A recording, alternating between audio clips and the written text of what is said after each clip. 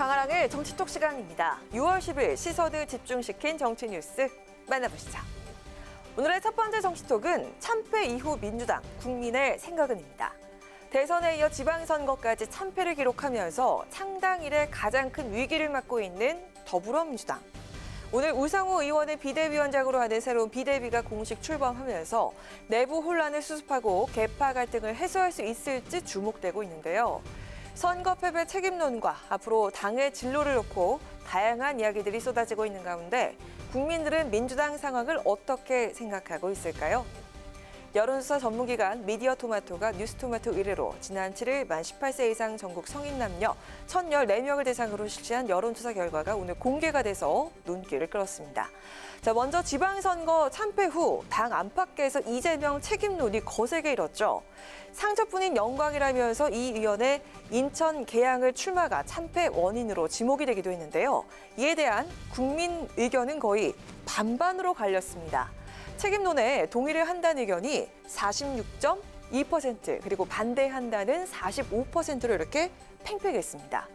그렇다면 오는 8월 있을 민주당 전당대회에 이재명 의원의 출마 여부는 어떨까요?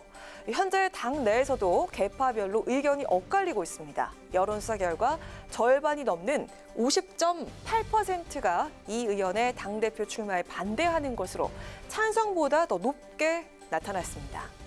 하지만 대선 주자였던 이재명 의원의 존재감은 여전한데요. 민주당의 차기 당대표로 누가 가장 적합한지 묻는 질문에 전체 응답자의 32.1%가 이재명 의원을 꼽아서 가장 높게 나타났습니다. 이어 김부겸 전 총리와 이번에 비대위원장을 맡게 된 우상호 의원, 친문 핵심인 홍영표 의원, 이낙연 개인, 서른 의원 등의 뒤를 이었습니다. 이재명 의원과 김부겸 전 총리 간의 격차는 5.8%포인트. 오차 범위 내로 나타나서 경쟁 주자로 부각이 되는 모습입니다.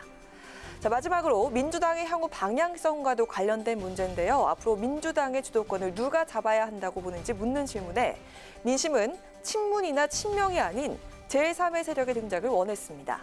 국민의 44.2%가 제3의 다른 세력이 이끌어야 한다고 판단을 했는데요. 이어 친명과 친문, 양대 계파 가운데 친명의 손을 들어줬습니다. 위기를 극복하고 제1야당이자 원내 일당으로서의 위상을 회복할 것인지 아니면 이대로 몰락의 길을 갈 것인지 기로에 서 있는 민주당. 새롭게 출범한 당 비대위가 과연 민심을 잘 헤아려서 국민에게 변화된 모습을 보여줄 수 있을까요? 자, 이어서 두 번째 정치톡은 국정원 엑스파일입니다. 지난달 11일 퇴임하고 최근에 민주당으로 복당을 선언한 인물이죠. 박지원 전 국정원장이 오늘 언론과 퇴임 후 첫 인터뷰를 가졌습니다. 그런데 이 자리에서 국정원의 사회 주요 인사에 대한 개인 정보를 담은 엑스파일이 존재한다고 밝혀서 관심이 집중이 됐습니다. 박 전 원장의 이야기 직접 들어보시죠. 소위 이 국정원에 보면은 정치인, 기업인, 언론인 등 우리 사회 모든 분들을 전환 자료, 엑스파일을 만들어 가지고 보관하고 있어요. 이것이 공개가 되면은 굉장히 사회적 문제가 되고 또 공소시효가 7년밖에 안 됐기 때문에 불행한 역사를 남겨놓으면 안 된다. 특별법을 제정해서 폐기해야 된다 하는데 이걸 못했어요. 전체가 다 있어요. 언론인, 정치인, 기업인 60년 박정희부터 박근혜 대통령까지 있는 겁니다. 정치인부터 기업인, 언론인까지 모든 인사들의 엑스파일이 국정원 메인 서버와 일부 기록으로 남아있는데 이걸 폐기하지 못했다. 박 전 원장은 지난 2년간 국정원에서 아쉬운 점이 무엇이었는지 묻는 질문에 이렇게 답을 했습니다. 국정원 개혁으로 국내 정보 수집 업무가 폐지됐던 문재인 정부 이전까지 지난 60년간 국내 주요 인사들의 개인정보가 아직 국정원에 보관이 돼 있다는 얘기입니다. 이른바 국정원의 과거 불법 사찰이 다시 한번 확인된 셈인데요. 박 전 원장은 내용을 보면 다 카더라라는 식의 소위 증권과 정보지에 불과한 지라시 수준이라면서 만약 다른 대통령, 다른 국정원장이 특정인의 자료를 공개했을 때 얼마나 큰 파장이 오겠느냐면서 폐기를 거듭 강조했습니다. 사실 국정원의 불법 사찰 문제는 지난해와 올해 초에도 시민단체들이 과거 정부에서 있었던 불법 사찰 문건들을 폭로하면서 논란이 됐었죠.